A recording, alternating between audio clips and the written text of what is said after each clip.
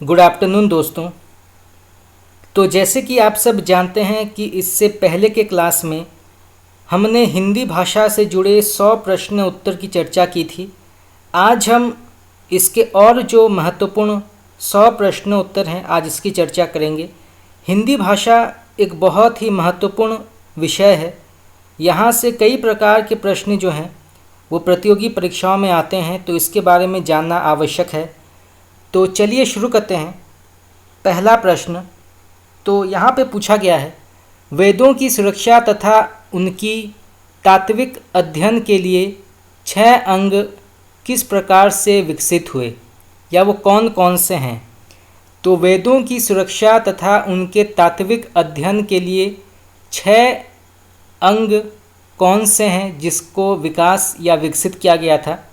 तो सबसे पहले शिक्षा, फिर कल्प, फिर व्याकरण, फिर निरुक्त, छंद और फिर ज्योतिषी।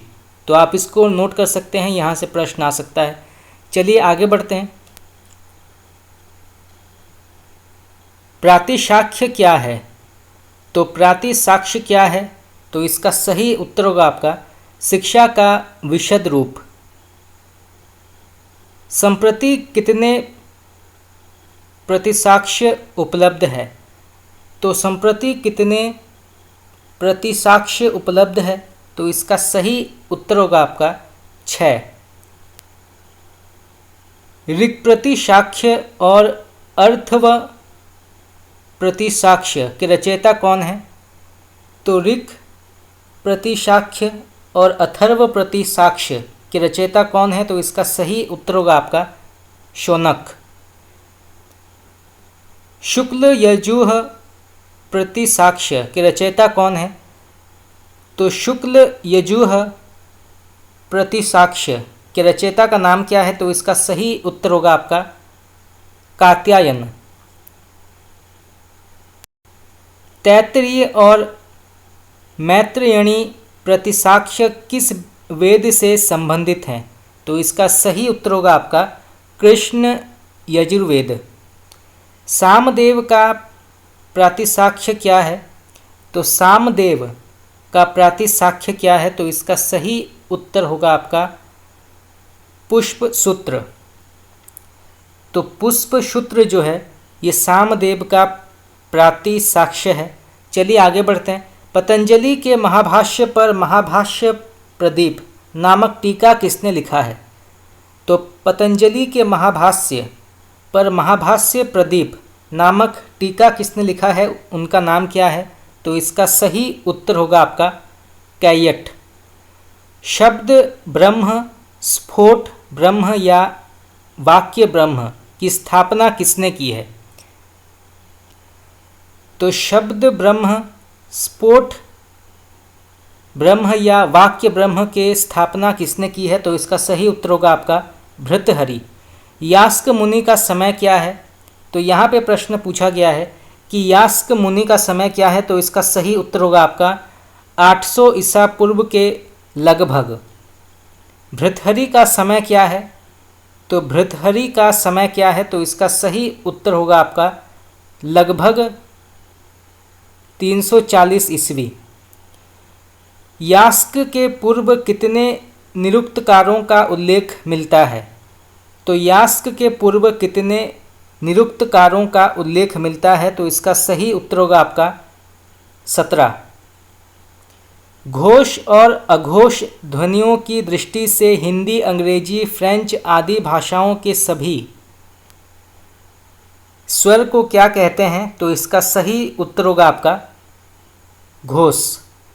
हिंदी व्यंजनों में पार्श्विक ध्वनि क्या है।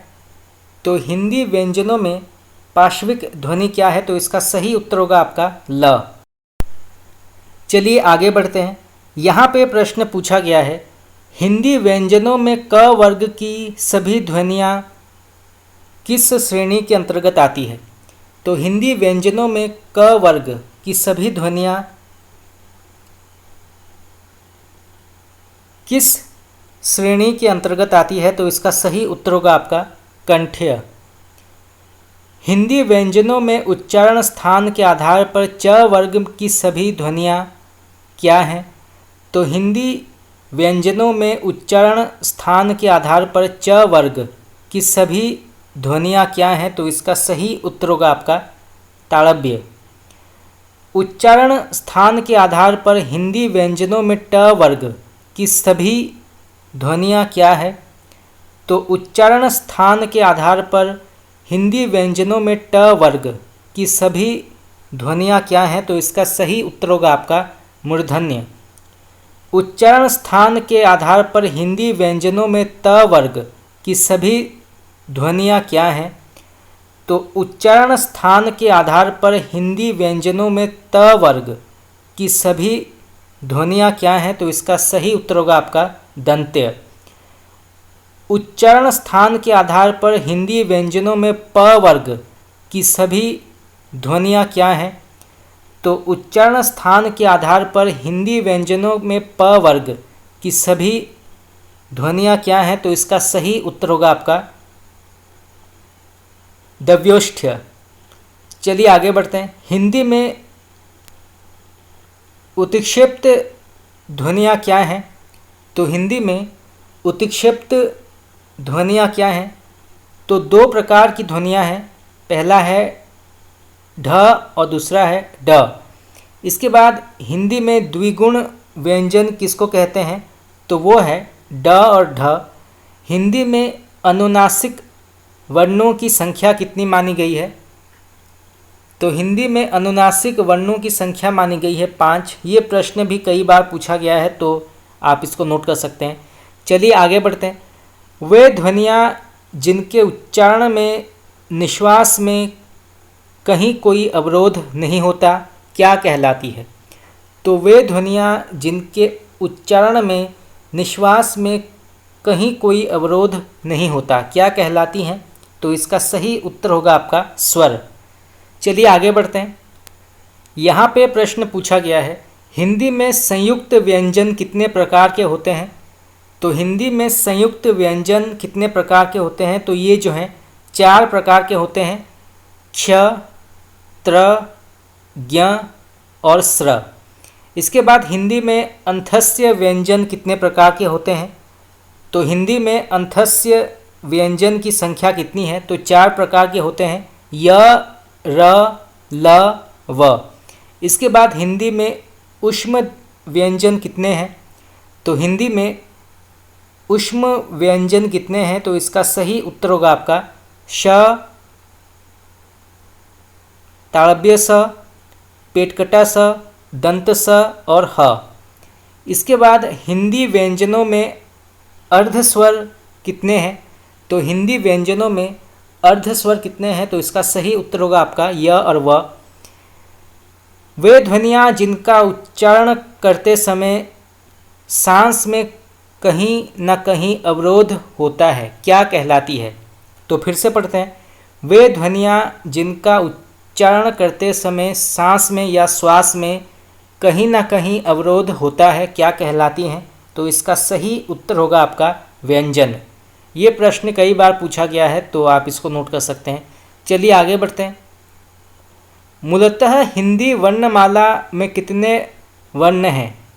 तो मूलतः हिंदी वर्णमाला में कितने वर्ण हैं, इसकी संख्या क्या है? तो इसका सही उत्तर होगा आपका 52, 52। निज भाषा उन्नति अहे सब उन्नति को मूल। बहुत ही प्रसिद्ध पंक्ति है। कई बार ये पंक्ति जो है विभिन्न प्रकार के प्रतियोगी परीक्षा में पूछा गया है, तो आप इसको नोट कर सकते हैं। तो यहाँ पर ये बताना है कि इस पंक्ति के कवि का नाम क्या है। तो निज भाषा उन्नति अहे सब उन्नति को मूल, इस पंक्ति के कवि का नाम क्या है? तो इसका सही उत्तर होगा आपका भारतेंदु हरिश्चंद्र। ध्वनि गुण किसे कहते हैं? तो ध्वनि गुण के अंतर्गत आते हैं मात्रा, फिर स्वर या सुर, आघात, प्रति, संगम या संधि और द्वित्व। यहाँ पे प्रश्न पूछा गया है, मूर्धन्य नियम का प्रथम परिचय कहाँ मिलता है? तो मूर्धन्य नियम का पहला परिचय कहाँ मिलता है? तो इसका सही उत्तर होगा आपका पाणिनि के द्वारा रचित अष्टाध्यायी में। तो पाणिनि के द्वारा रचित अष्टाध्यायी में मूर्धन्य नियम का पहला परिचय मिलता है। तो आप इसको नोट कर सकते हैं, ये प्रश्न आ सकता है। आधुनिक युग में मूर्धन्य नियम का प्रतिपादन किसने किया था? तो आधुनिक युग में मूर्धन्य नियम का प्रतिपादन किसने किया था, उसका नाम क्या है? तो इसका सही उत्तर होगा आपका प्रोफेसर पॉट एवं प्रोफेसर फोर्तुनातोव ने। मूर्धन्य नियम का संबंध किस भाषा की ध्वनियों से है? तो मूर्धन्य नियम का संबंध किस भाषा की ध्वनियों से है? तो इसका सही उत्तर होगा आपका संस्कृत। ताड़व्य नियम के प्रणेता कौन है? तो ताड़व्य नियम के प्रणेता कौन है? तो इसका सही उत्तर होगा आपका विल्हेम थॉमसन, जॉन स्मिथ और कालिस। तो विल्हेम थॉमसन, जॉन स्मिथ और कालितस। चलिए आगे बढ़ते हैं। वर्नर नियम के अपवादों का समाधान क्या है? तो वर्नर नियम के अपवादों का समाधान क्या है? तो इसका सही उत्तर होगा आपका मिथ्या सादृश्य। ग्रिम ने अपना ध्वनि नियम कब प्रतिपादित किया था? ये प्रश्न भी कई बार पूछा गया है, तो आप इसको नोट कर सकते हैं। तो ग्रिम ने अपना ध्वनि नियम कब प्रतिपादित किया था? तो इसका सही उत्तर होगा आपका 1822 में। ग्रिम के ध्वनि नियम को ग्रिम नियम की संज्ञा किसने दी है? तो ग्रिम के ध्वनि नियम को ग्रिम नियम की संज्ञा किसने दी है? तो इसका सही उत्तर होगा आपका मैक्स मुलर। ग्रिम नियम का संबंध किससे है? तो ग्रिम नियम का संबंध किससे है? तो इसका सही उत्तर होगा आपका भारोपीय और जर्मनिक शाखा की ध्वनियों से। ग्रिम के अनुसार पहला और दूसरा ध्वनि परिवर्तन कब हुआ?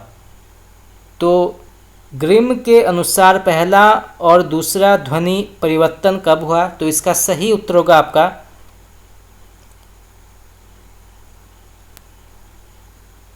प्रागैतिहासिक काल में हुआ था और 7वीं शताब्दी ईस्वी के लगभग। तो प्रागैतिहासिक काल में और 7वीं शताब्दी ईस्वी के लगभग जो है प्रथम और दूसरा ध्वनि परिवर्तन हुआ था। तो आप इसको नोट कर सकते हैं, यहाँ से प्रश्न आ सकता है। चलिए आगे बढ़ते हैं। ग्रिम के दूसरे ध्वनि परिवर्तन नियम का संबंध किससे है? तो ग्रिम के दूसरे ध्वनि परिवर्तन नियम का संबंध किससे है? तो इसका सही उत्तर होगा आपका निम्न जर्मन और उच्च जर्मन के बीच। ग्रिम नियम के अपवादों का समाधान किसने प्रस्तुत किया? तो ग्रिम नियमों के अपवादों का समाधान किसने प्रस्तुत किया था? उसका नाम क्या है? तो इसका सही उत्तर होगा आपका हेमान ग्रासमान। मान स्वर की कल्पना किसने की? तो मान स्वर की कल्पना किसने की? तो इसका सही उत्तर होगा आपका डैनियल जोन्स ने की थी 1953 में। तो यहाँ से दो प्रकार के प्रश्न आ सकते हैं। तो मान स्वर की कल्पना की थी डैनियल जोन्स ने 1953 में। चलिए आगे बढ़ते हैं। मान स्वर कितने हैं? तो मान स्वर जो हैं वो 8 प्रकार के माने जाते हैं। गौण मान स्वर की संख्या कितनी है? तो गौण मान स्वर की संख्या जो है वो 7 मानी जाती है। चलिए आगे बढ़ते हैं। उच्चारण की दृष्टि से भाषा की लघुत्तम इकाई कौन सी मानी जाती है? तो उच्चारण की दृष्टि से भाषा की लघुत्तम इकाई कौन सी मानी जाती है? तो इसका सही उत्तर होगा आपका ध्वनि। सार्थक ध्वनियों के समूह को क्या कहते हैं? तो सार्थक ध्वनियों के समूह को क्या कहते हैं? तो इसका सही उत्तर होगा आपका शब्द कहते हैं। चलिए आगे बढ़ते हैं। यहाँ पे प्रश्न पूछा गया है, जब शब्द विभक्तियों के योग से वाक्य में प्रयुक्त होता है तब उसे क्या कहते हैं। तो जब शब्द विभक्तियों के योग से वाक्य में प्रयुक्त होता है तो उसको क्या कहते हैं। तो इसका सही उत्तर होगा आपका पद या रूप। तो जब शब्द विभक्तियों के योग से वाक्य में प्रयुक्त होता है तो उसको जो है पद या रूप कहते हैं। तो आप इसको नोट कर सकते हैं, ये प्रश्न भी कई बार पूछा गया है। कोपेनहेगन संप्रदाय के प्रमुख भाषा शास्त्री कौन थे। तो कोपेनहेगन संप्रदाय के प्रमुख भाषा शास्त्री कौन थे। तो इसका सही उत्तर होगा आपका रामस रास्क और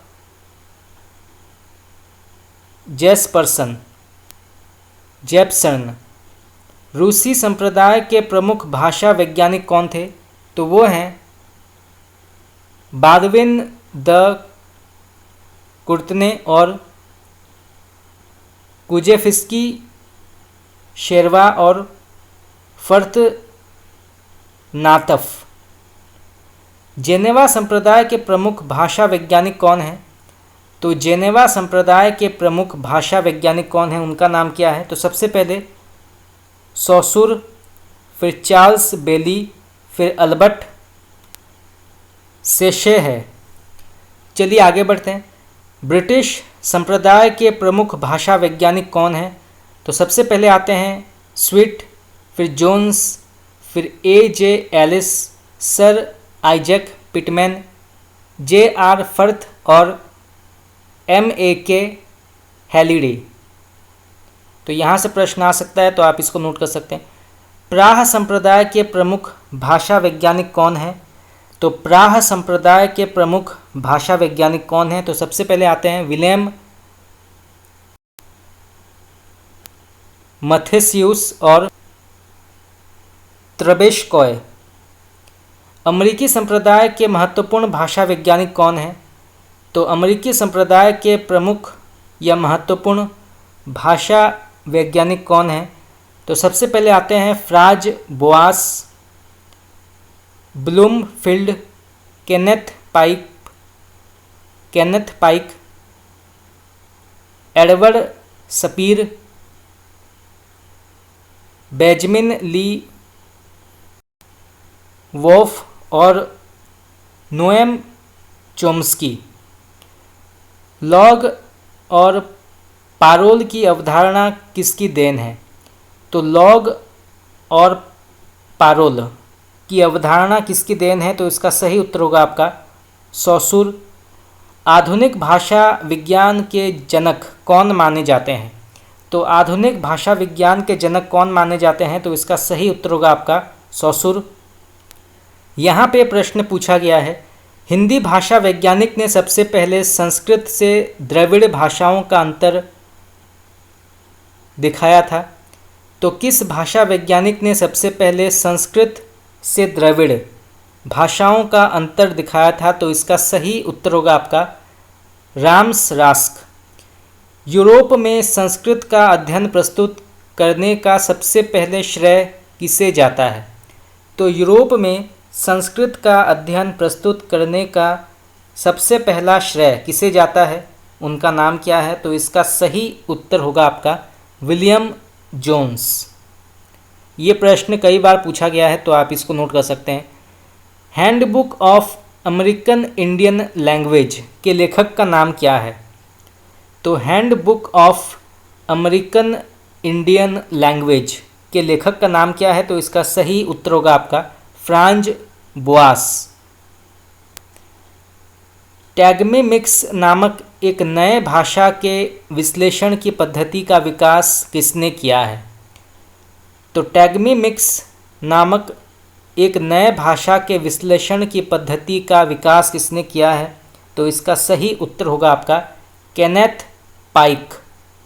वाक्य के संदर्भ में सार्वभौमों की बात किसने की है। तो वाक्य के संदर्भ में सार्वभौमों की बात किसने की है। तो इसका सही उत्तर होगा आपका नोएम चॉम्स्की।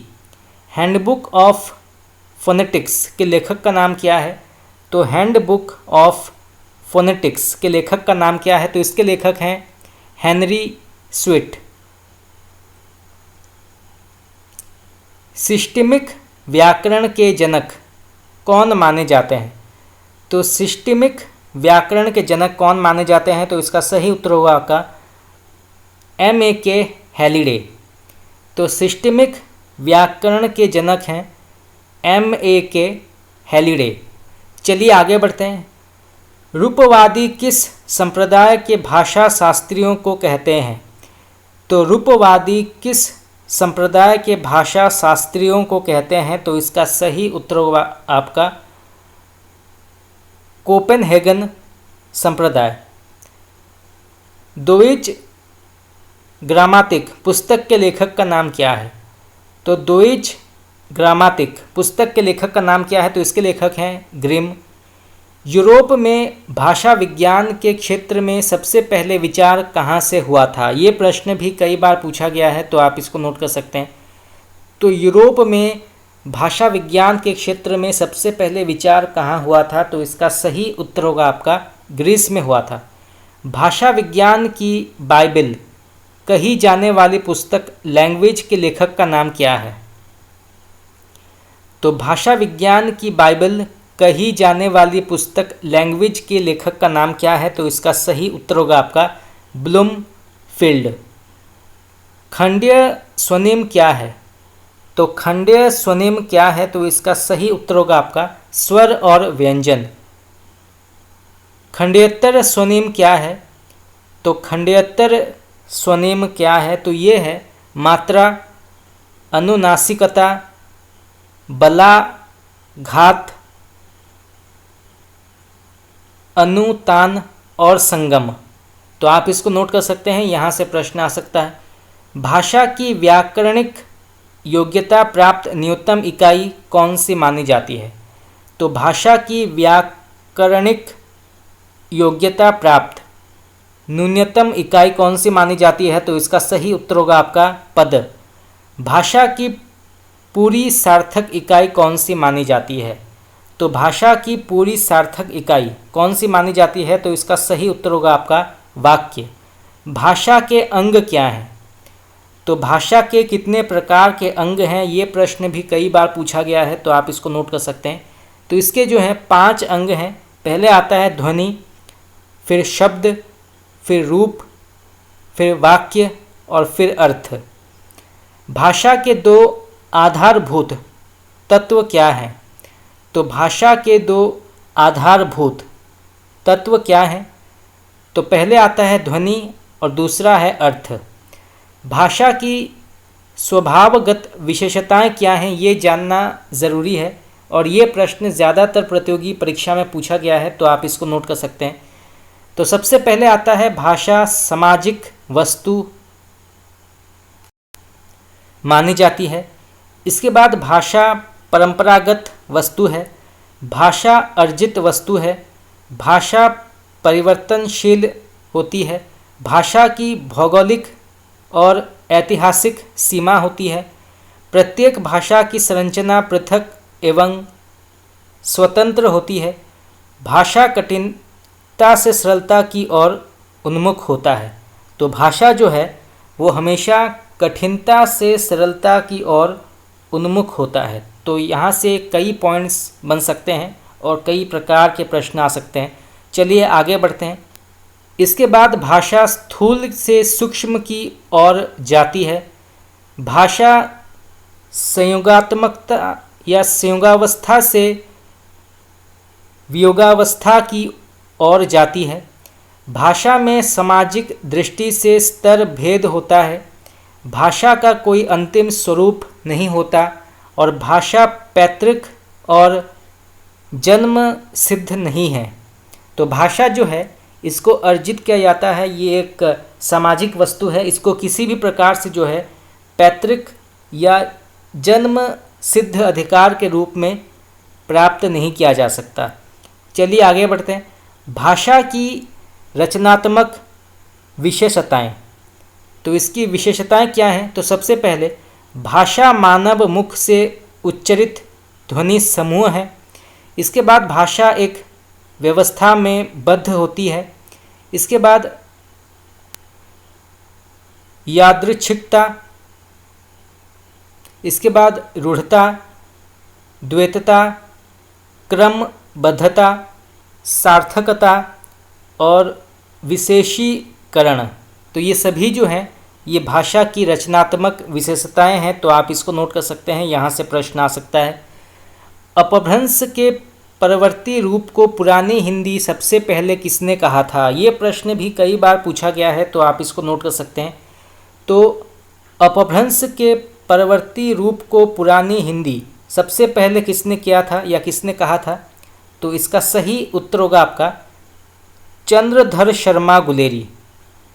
आदिकाल की असंदिग्ध सामग्री जो कुछ प्राप्त है उसकी भाषा अपभ्रंश अर्थात प्राकृताभास हिंदी है।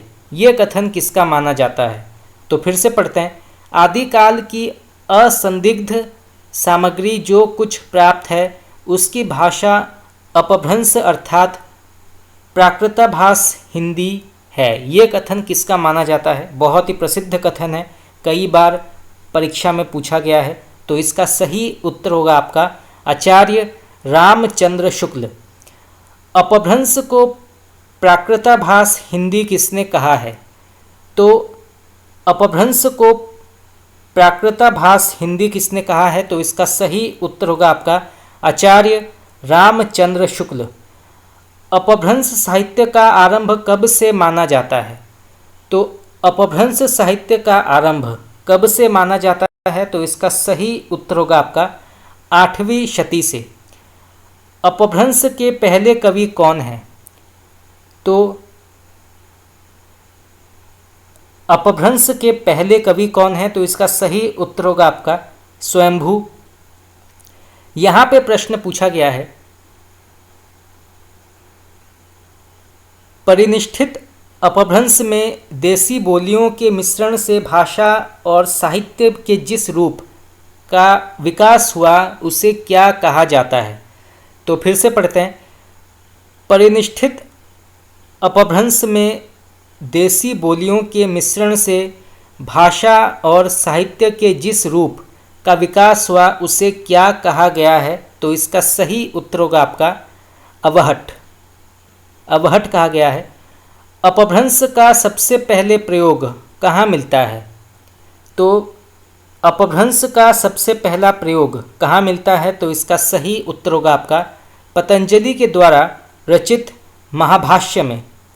प्रसिद्ध अपभ्रंश साहित्यकार हेमचंद्र का समय क्या है?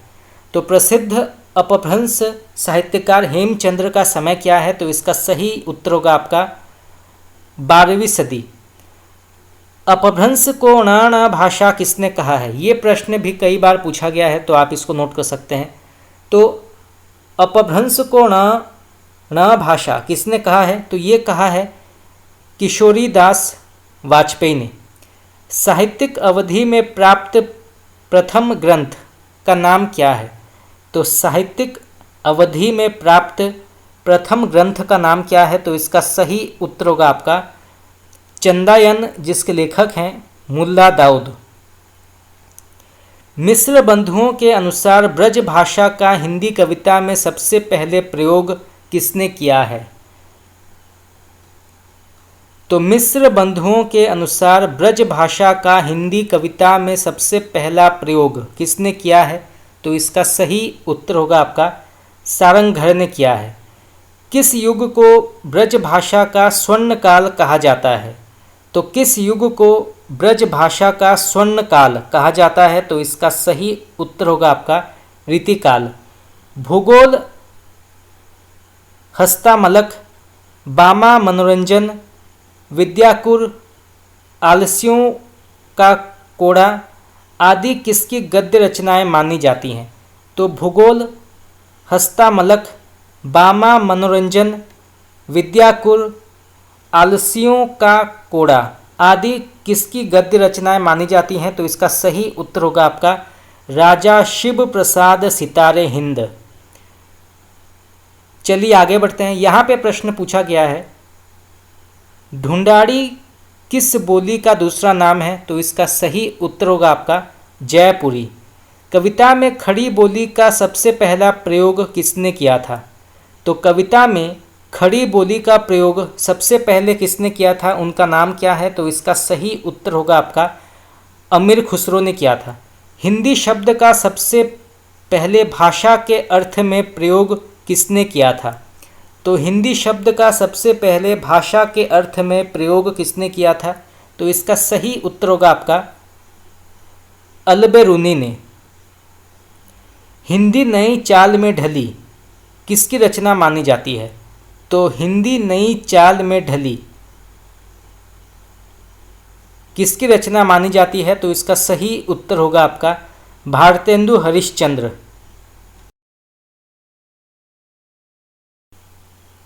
चलिए आगे बढ़ते हैं। यहाँ पे प्रश्न पूछा गया है, ठेठ हिंदी का ठाठ किसकी रचना मानी जाती है? तो ठेठ हिंदी का ठाठ किसकी रचना मानी जाती है? तो इसका सही उत्तर होगा आपका अयोध्या सिंह उपाध्याय हरिओध। हिंदी के प्रचार प्रसार के लिए काशी में नागरी प्रचारिणी सभा की स्थापना कब की गई थी? तो हिंदी के प्रचार प्रसार के लिए काशी में नागरी प्रचारिणी सभा की स्थापना कब की गई थी? तो इसका सही उत्तर होगा आपका 1893 में की गई थी। नागरी प्रचारिणी पत्रिका का प्रकाशन कब आरंभ हुआ तथा इसके संपादक कौन थे? तो नागरी प्रचारिणी पत्रिका का प्रकाशन कब आरंभ हुआ और इसके संपादक का नाम क्या है? तो इसका सही उत्तर होगा आपका वेणी प्रसाद इसके संपादक हैं और ये प्रकाशन हुआ था 1896 में। तो यहाँ से दो प्रकार के प्रश्न आ सकते हैं, तो आप इसको नोट कर सकते हैं। हिंदी शब्द किस भाषा का माना जाता है? तो हिंदी शब्द किस भाषा का है? तो हिंदी शब्द मूलतः ईरानी सिंधी का ईरानी रूपांतर है, जिसका मूल अर्थ है भारत का, भारतवासी, भारत के पदार्थ आदि। संस्कृत खारी कूप जल भाषा बहता नीर किसकी पंक्ति मानी जाती है? अत्यंत ही प्रसिद्ध पंक्ति है, कई बार ये पंक्ति पूछी गई है, तो आप इसको नोट कर सकते हैं। तो संस्कृत खारी कूप है जल भाषा बहता नीर, इस पंक्ति के कवि हैं कबीरदास। किन विद्वानों ने भाषा वैज्ञानिक दृष्टि से केवल पश्चिमी हिंदी की बोलियों को ही हिंदी की बोलियां और विभाषा माना है? तो किन विद्वानों ने भाषा वैज्ञानिक दृष्टि से केवल पश्चिमी हिंदी की बोलियों को ही हिंदी की बोलियां एवं विभाषा माना है? उनका नाम क्या है? तो इसका सही उत्तर होगा आपका, पहले आते हैं जॉर्ज ग्रियर्सन, इसके बाद डॉक्टर श्याम सुंदर दास और फिर डॉक्टर सुनीति कुमार चटर्जी। तो सबसे पहले जॉर्ज ग्रियर्सन, फिर डॉक्टर श्याम सुंदर दास और फिर डॉक्टर सुनीति कुमार चटर्जी ने जो है भाषा वैज्ञानिक दृष्टि से केवल पश्चिमी हिंदी की बोलियों को ही हिंदी की बोलियां और विभाषा माना है।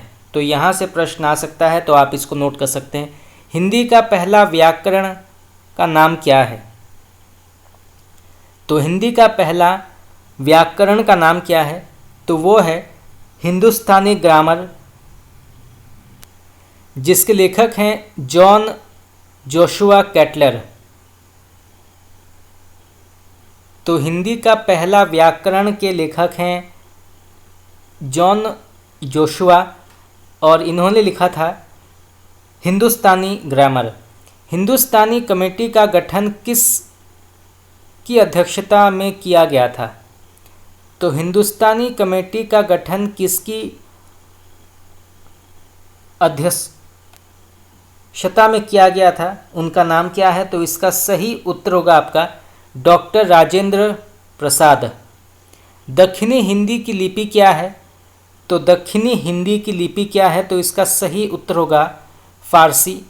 दक्षिणी हिंदी को हिंदुस्तानी भाषा का विकृत रूप किस विद्वान ने माना है? ये प्रश्न भी कई बार पूछा गया है, तो आप इसको नोट कर सकते हैं। तो दक्षिणी को हिंदुस्तानी की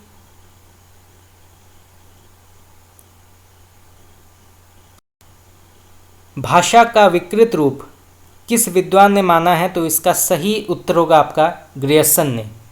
दक्षिणी को हिंदुस्तानी की सहोदरा भाषा किसने माना है? तो दक्षिणी को हिंदुस्तानी की सहोदरा भाषा किसने माना है, उस विद्वान का नाम क्या है? तो इसका सही उत्तर होगा आपका डॉक्टर सुनीति कुमार चटर्जी। तो सबसे पहले प्रश्न है, दक्षिणी हिंदी को हिंदुस्तानी भाषा का विकृत रूप किस विद्वान ने कहा है? तो वो है ग्रियर्सन। और दक्षिणी को हिंदुस्तानी की सहोदरा भाषा किसने कहा है? तो वो हैं डॉक्टर सुनीति कुमार चटर्जी। चलिए आगे बढ़ते हैं। ख्वाजा बंदा नवाज, अब्दुल्ला वजही, निजामी, गवासी, वेलुरी आदि हिंदी की किस बोली के प्रसिद्ध साहित्यकार हैं? तो फिर से पढ़ते हैं।